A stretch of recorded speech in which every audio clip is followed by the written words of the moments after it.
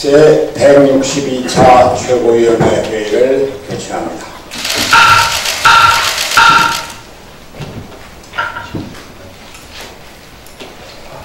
어젯밤 독도 인근 해상에서 공급 환자를 태우고 돌아오던 해방 헬기 한 대가 바다에 추락했다고 합니다. 사고로 인해 환자와 보호자, 소방구조대원 등 헬기에 타고 있던 7분의 생사, 아직 확인이 안 확인되지 않고 있습니다. 정부에서 총력을 다해서 수색 중에 있지만 우리 바른미래당은 모두가 조속히 구조되어 귀환하기를 기원하겠습니다. 지난 30일 문재인 대통령의 모친 고 강한옥 여사의 빈소를 찾아 녹타고 왔습니다. 저는 빈소를 지키는 문재인 대통령을 만나서 아드님을 어려운 북한에서 피난오셔서 어려운 가정 속에서도 아드님들 잘 키우시고 문재인 대통령까지 만드신 훌륭한 어머니셨다고 위로의 말씀을 전하고 왔습니다. 삼가 고인의 영국을 기원합니다. 문재인 대통령의 모친상 소식에 한도 같은 날 김정은 위원장 명의로 조의문을 보내왔다고 합니다. 그런데 그 다음 날인 31일에는 평안남도 순천 일대에서 동해상으로 초대형 방사포 2발을 발사했습니다. 국가 정상으로서의 예의는 지키겠지만 여전히 남한을 협상 파트너로는 인정하지 않겠다고 하는 의미가 아닌가 싶습니다. 바른미래당은 북한의 이러한 행태에 강한 유감을 표합니다. 대한민국을 무시하는 북한의 태도는 최근 금강산 관광시설 철거 문제에서도 고스란히 나타났습니다.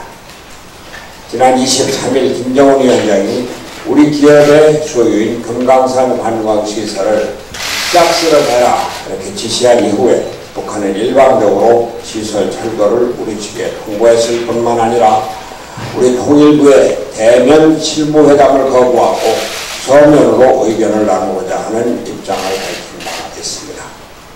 북한이 우리를 민족 공동체로 여기고 있는지 의심되지 않을 수 없는 상황입니다.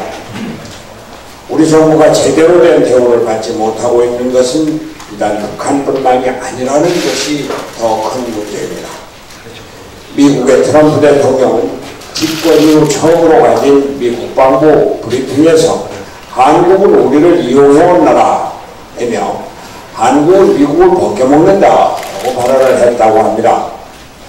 중국도 마찬가지입니다. 최근 미국의 한 음대는 학교 소속 오케스트라의 중국 공연을 위해 방송을 추진했지만 중국 정부가 한국인 단원의 입국을 거부하여 공연 일정 자체를 연기했다고 합니다. 이에 대해서 중국 외교부는 개별 사건이라고 해명했지만 사드 보복과의 연관성을 생각하지 않을 수 없다는 것이 전문가들의 해석입니다. 대한민국이 언제부터 국제무대에서 이러한 대접을 받기 시작했는지 참으로 안타까울 따름입니다. 문재인 대통령은 대북관계를 포함한 대외정책을 근본부터 검토해야 합니다. 다시 한번 말씀드리지만 외교 전문가와 원로 중진을 불러 모아서 외교 안보의 기본을 다시 짜야 합니다. 이념에서 벗어나 오로지 우리의 국익만을 중심으로 사고하는, 그러면서도 거시적이고 세계적인 안목의 외교 안보 철학이 절실히 필요한 것입니다. 우리 국민이 바라는 것은 국제무대에서 할 말을 하고 얻을 것은 분명히 얻어내는 당당한 대한민국의 모습이라는 점을 문재인 대통령은 명심해야 할 것입니다. 경제 문제에 대해서 한 말씀 드리겠습니다.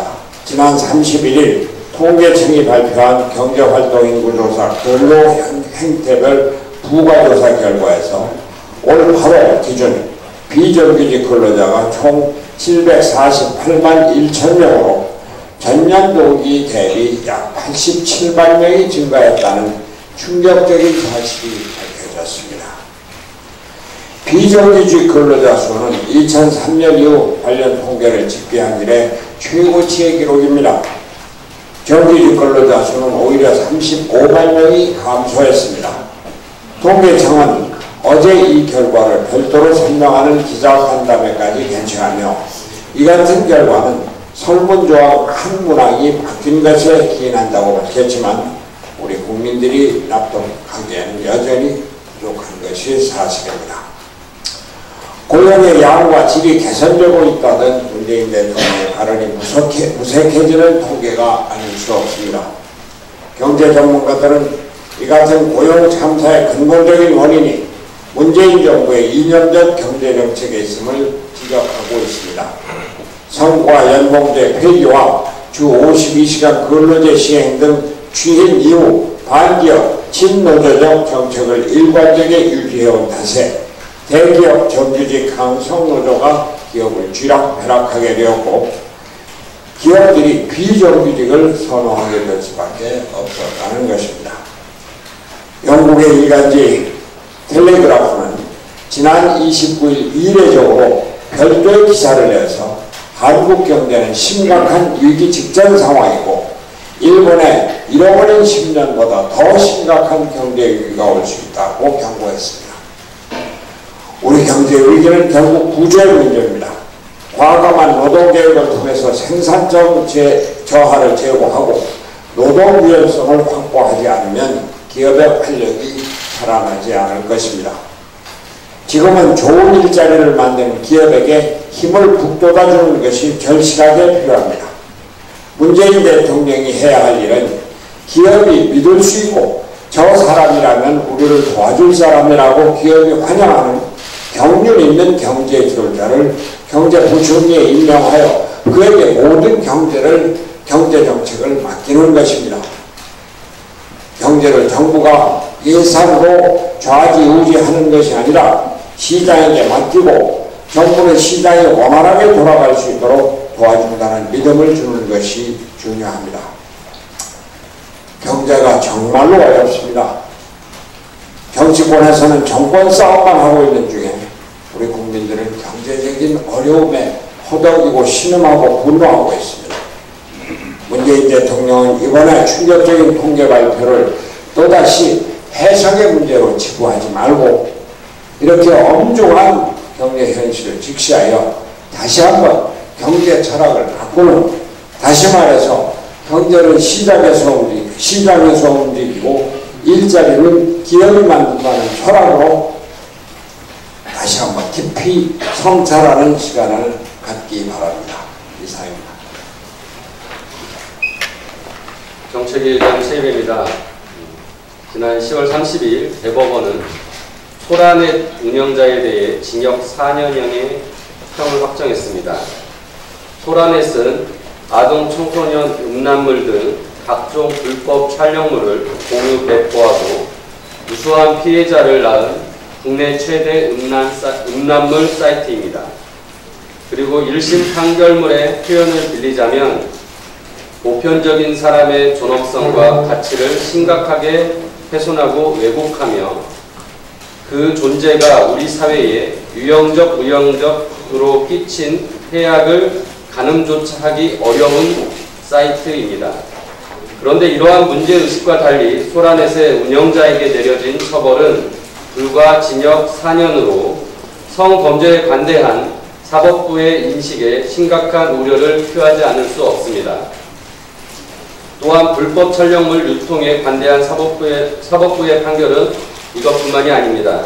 지난 5월에는 세계 최대 규모의 아동 불법 촬영물 사이트 운영자 손모 씨에게 우리 법원은 징역 1년 6개월을 선고했습니다. 반면 손 씨가 운영한 사이트에서 음란물을 한 번 다운받은 미국인은 미국 법원에서 징역 5년 10개월을 선고받았습니다. 이렇게 처벌의 차이가 과연 법이 달라서 생긴 것인가? 그렇지 않습니다. 우리나라도 아동 청소년 이용 음란물을 제작한 자는 최대 무기징역, 영리 목적으로 제공한 자는 최대 징역 10년형에 처할 수 있지만 막상 처벌을 하지 않는 것입니다. 이쯤 되면 대체 어느 정도의 범죄를 저질러야 징역 10년형을 선고받을 것인가 의문이 들 정도입니다. 최근 대법원 양형위원회에서 디지털 성범죄에 대한 양형 기준을 마련하기 위해서 노력 중인 것으로 알고 있습니다. 불법 촬영뿐만 아니라 정보통신망을 이용한 음란물 유포와 아동 청소년 이용 음란물 제작 유포까지 사각지대 없이 국민들의 상식과 입법 취지에 부합한 처벌이 내려질 수 있도록 합리적인 기준을 마련해야 할 것입니다. 검찰이 지난 28일 타다 박재욱 대표와 소카 이재용 대표를 여객자동차 운수사업법 위반 혐의로 불구속 기소했습니다. 이번 사태는 처음 불거진 것이 아니라 2013년 우버 사태를 거쳐 콜버스, 카카오 카풀 등 지난 수년간 끊임없이 문제가 되어 왔습니다. 타다 서비스가 불법 논란에 휘말린 것도 카풀 논쟁 당시와 비슷하게 법령의 모호한 해석 때문에 발생한 것입니다. 특히 문재인 정부가 추구하는 혁신경제, 규제 혁파의 결과가 타다의 기소라는 점에서 이 또한 놀라지 않을 수 없습니다. 기소 후 이낙연 총리, 홍남기 부총리, 김현미 장관, 박영선 장관, 김상조 정책실장까지 정부 경제 책임자들이 검찰의 기소를 비판하고 타다가 혁신이다 라며 타다의 편을 들고 있습니다. 그러나 이제 와서 검찰의 기소를 비판한다고 지난 수년간 정부가 택시업계와 새로운 모빌리티 사업과의 갈등을 제대로 해결하지 못한 책임을 피할 수는 없습니다. 기존 사업과 유사한 신사업이 생기는 경우 신사업은 새로운 시장을 개척하여 파이를 키우는 방식으로 기존 사업과의 충돌을 최소화할 수 있도록 정부가 조정자 역할을 했어야 합니다. 지금에라도 정부는 나서서 이 문제를 해결해야 할 것입니다. 또한 지금의 대한민국 경제의 저성장 국면을 돌파하기 위해서는 신성장 산업을 발굴 육성해 4차 산업혁명에서 주도권을 잡고 선도해 나가야 하는 것입니다. 그런데 새로운 산업에 대한 열거주의식 규제의 잣대를 엄격히 들이댄다면 신산업은 한 발도 앞으로 나갈 수 없으며 세계적인 경쟁에서 뒤처질 수밖에 없습니다. 따라서 산업과 기술의 활성화를 위해서 규제 방식을 하지 말라고 명시되지 않은 일은 모두 가능한 네거티브 규제 방식으로 전환될 수 있도록 정부가 적극적으로 나서야 할 것이며 바른미래당도 여기에 적극 앞장서도록 하겠습니다. 이상입니다. 발언하실 분. 예. 우리 이수봉 기업부회장.